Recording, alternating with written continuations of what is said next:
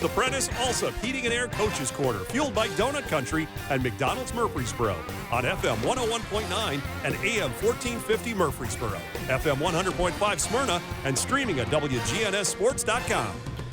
The Coaches Show is brought to you by Craig's Tax Service, specializing in personal and business tax preparation, financials, and bookkeeping services. Find out more at CraigsTaxService.com. Danny Brewer back with you. We're shifting gears, and now I'm better than a buttermilk biscuit because Tony Rutland, the head basketball coach of Laverne High School, is here with us. Laverne Wolverines, region champs, going to the sectional or sub-state or wherever you want to call it Monday night. Coach, how are you? I'm good. I mean, I guess to be here at this time during the year is always an honor to be on the radio show. So I'm happy.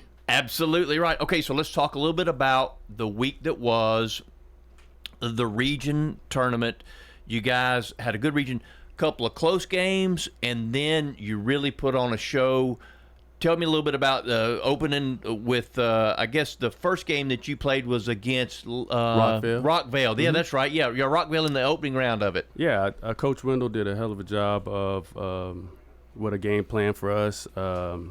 He went to a triangle and two, and it slowed us down a lot. But, you know, again, we've been practicing that for a long time, and our guys actually in the second half started playing really well.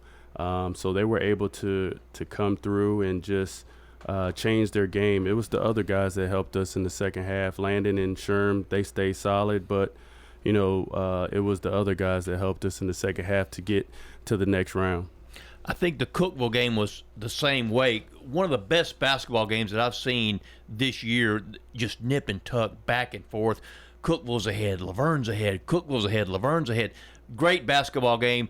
Maybe a few Maylocks moments for you as a coach, but a great basketball game. It was. You know, I think, you know, Cookeville, again, they're a veteran team. How they started was not how they finished. They played really well. But our guys never panicked again. We just chipped away. They got a lead. I think it went up 5, and then we chipped away. And, you know, we didn't panic and try to go for the home run shot early. But, you know, as we chipped away, we was able to score and catch the lead at the end of the game. And, you know, all credit to the guys playing defense. We held Cookeville to a low amount of threes, which they thrive on. Davis is a great player. I mean, I think we kind of wore him down a little bit and got tired as to why he kind of missed that shot at the end. I just thought that, you know, we just played him physical and, you know, it helped us a little bit. Coached in the last game, you blew Siegel out. When I saw Siegel-Blackman game, and Siegel played their eyeballs out. I mean, it was just a magnificent performance by Siegel.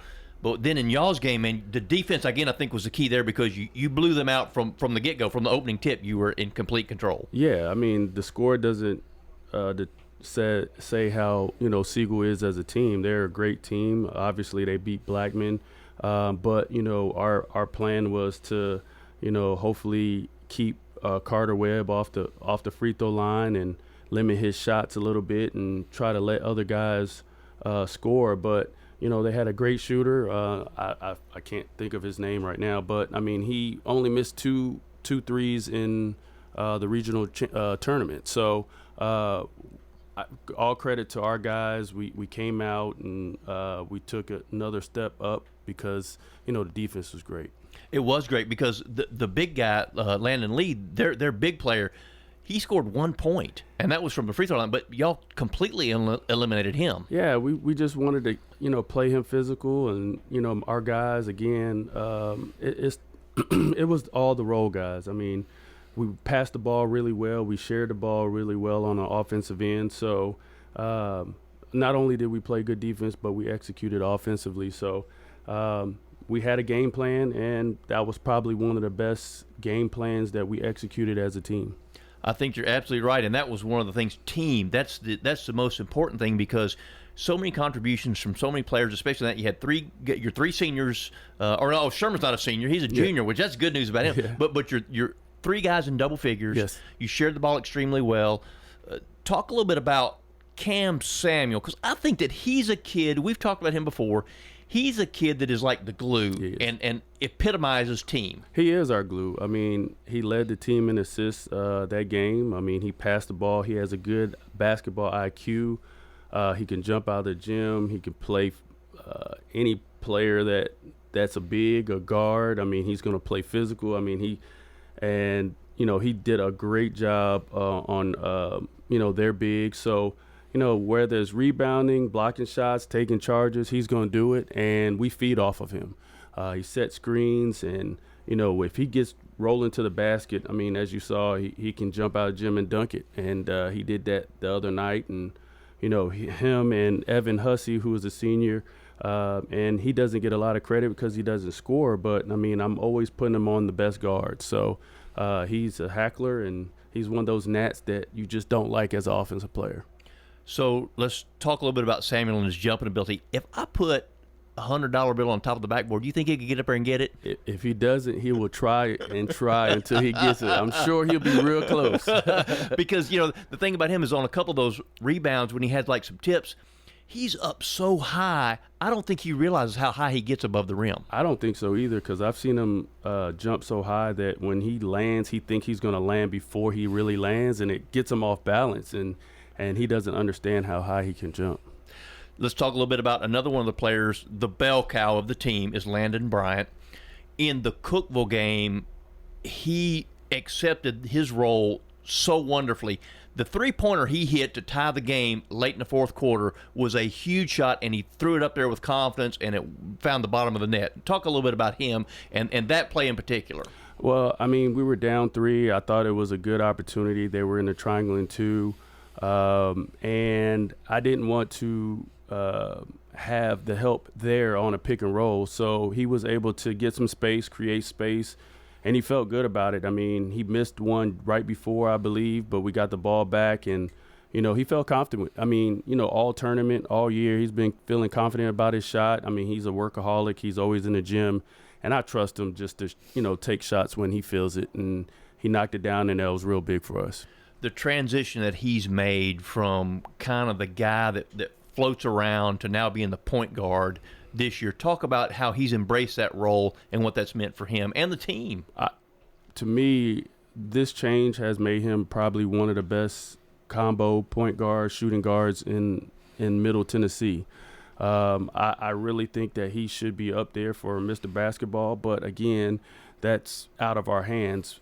He's been doing it for 3 years, 4 years now, and again, the way he controlled the team, made passes when he needed, thread triple teams, double teams, triangle and twos to get the other guys. He started to trust his teammates, and now we are starting to play as a team because of him, because he's actually finding the open guys and they're finishing. Talk a little bit about Steve Sherman, the junior. He had a good year last year. His coming out party was in the state tournament. Magnificent game, magnificent game. But he's a kid that, man, he'll knock down the 30-footer, but then he'll take it in there and dunk it on you. Yeah, he's so athletic. It's a confidence thing with him. He sees that first one goes in. He feels like he's on fire. So, I mean, if he gets out in transition and we find him, he's going to knock it down. But he also doesn't settle for just shooting the 3. If he sees the lane, he's going to take off, and he'll try to dunk on anybody or anything. And I like that about him. I mean, a lot of colleges are interested in him because of that. But, he's playing really well. He's starting to step it up defensively. He's taking a challenge. And, that's what, again, what we say is a marathon, not a sprint. And, right now we're at the end of our season where guys are really starting to believe and starting to play well. Coach, you had a little bit of a hiccup. You'd won a lot of games in a row, opening around the district tournament. You lost.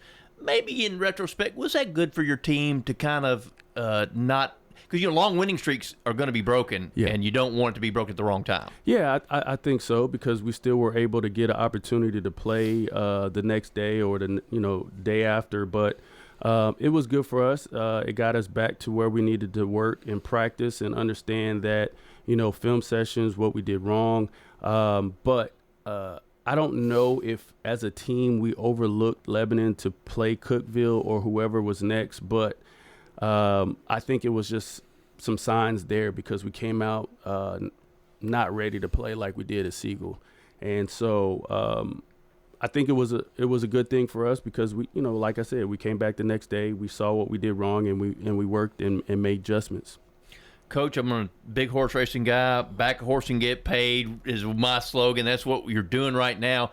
But I want to talk about a horse that's running the Beholder Mile today at Santa Anita, and this is who represents you, Ultimate Authority. The thing that I love about Laverne basketball right now is Tony Rutland is in control, and those kids buy in, and they believe in what you're teaching. Talk about how that makes you feel as a coach and the value that it creates for your program. It's good. I think they trust me, and I trust them.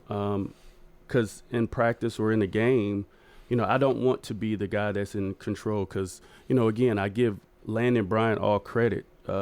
If I see something and he calls me off, I'm okay with that because as a player, I used to do that to Coach Odom because I'm playing the game and I see something that I think that will work. And Landon has grown and he's earned that right to do that to me. And, I trust our guys. I think we did a lot of work in practice and preseasons and played a lot of tough games. And so that I will jump through the wall for them, and I know they will too. Fantastic. Well, there's a wall to jump through Monday night. Walker Valley's coming to Laverne. Talk a little bit about the sectional game that you got coming up. There's like Brentwood, there's like Cookeville. They are a shooting team, quick in transition. We have to get back. We have to try to stop them from making a lot of threes. And if we can control them from making threes, I think we have a shot. I think our offense will be our best defense, if that makes sense. So if we control our offense, get good shots, I think, we'll have a good chance. Coach, I'm calling on everyone, the entire Rutherford County basketball community, get down there to Laverne High School. Tip-off is at 7 o'clock, is that right? That's correct. So tip-off, 7 o'clock, Laverne High School, down there at the Wolverine Den. Get down there and support this program. I mean, if you like basketball, if you're a basketball purist, your team is one of my favorite ones to watch. Appreciate it. And yes, we need the city, the county, everybody to come support. It's been, I think, 2006 is the last time we hosted a sectional. So I think everybody in the city is really excited, and our admin is as well. Coach, we appreciate your time. Wish you the best of luck. Tony Rutland doing an excellent job down at Laverne High School. The Coaches Show is brought to you by Sir Pizza, whose 3 Murfreesboro locations offer a huge selection of mouthwatering pizzas, sandwiches, pasta, and wings. Order your favorite pizza online at sirpizzatn.com. Craig's Tax Service. We perform tax preparation, individual tax returns, corporations, partnerships, and all your payroll, bookkeeping.